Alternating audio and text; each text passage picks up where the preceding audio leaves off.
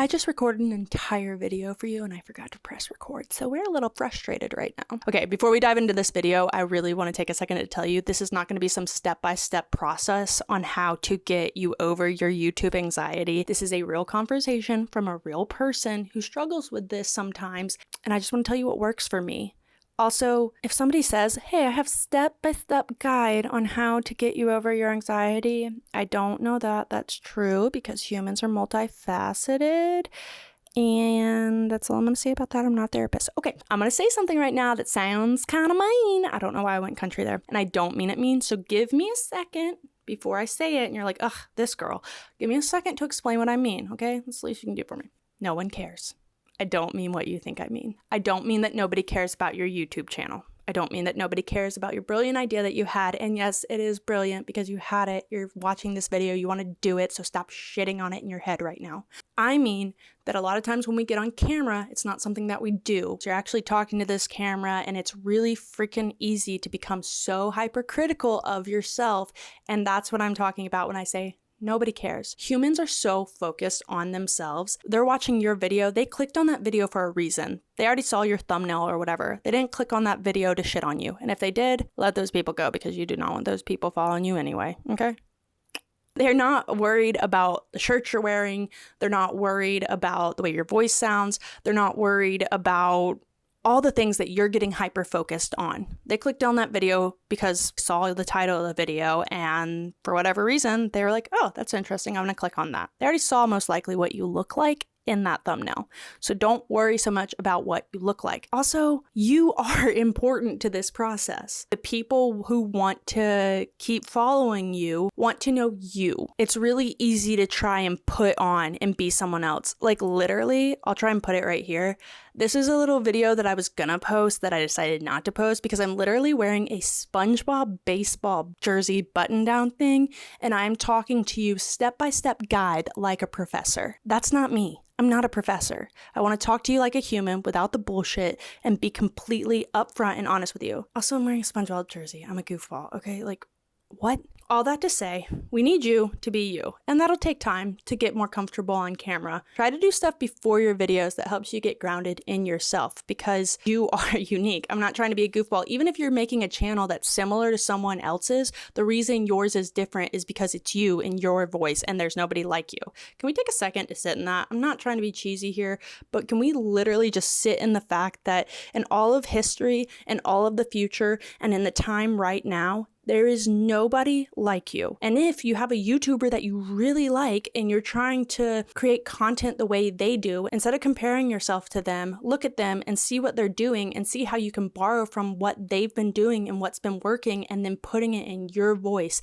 and telling people about it the way you would like to tell people about it. You had this idea. It's a good idea.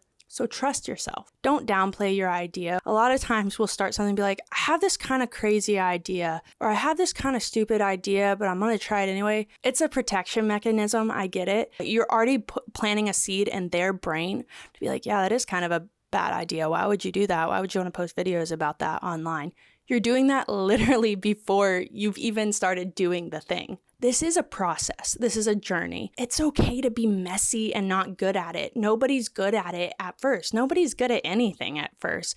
So I think if you can actually lean in and relish the fun and the creativity of this process and actually find a way to make it enjoyable for you, this can be really fun if you make it fun. I mean, how crazy is it that we live in a time where you can literally sit down and talk about or share or teach or whatever, anything you want to online, and there's people that in time will most likely watch that and learn from you. You literally can take your camera, I'm on my phone right now, and share, show, teach, connect with humans on the other side of this lens. So enjoy the messy, fun process that is creating YouTube videos.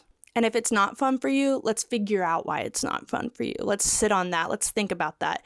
When I first started this channel, I was really obsessed with, I want to become a full-time content creator. And I became hyper-focused on that.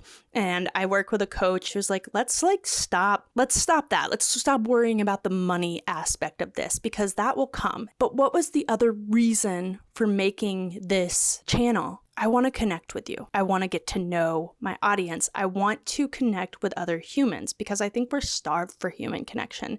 So Part of a way to get over that anxiety is take some pressure off of yourself and just let yourself be messy and chaotic and evolve in this process organically. My other little point here is you have to get reps in and you have to be consistent, whatever that looks like for you. But you're going to get over your anxiety quicker as you're doing this more and more. Just like with anything, the more you do it, the less anxiety inducing it will feel. I'm not saying the anxiety will ever completely go away, because you are putting yourself out there on the internet, and some people can be really mean and really cruel. I get that. Regardless of what you're doing, it's a version of you, whatever that version is, but it will get easier the more often that you're doing this. And I'm not saying try to post a YouTube video every day to get reps in. Find a schedule that you can be consistent with and consistently post.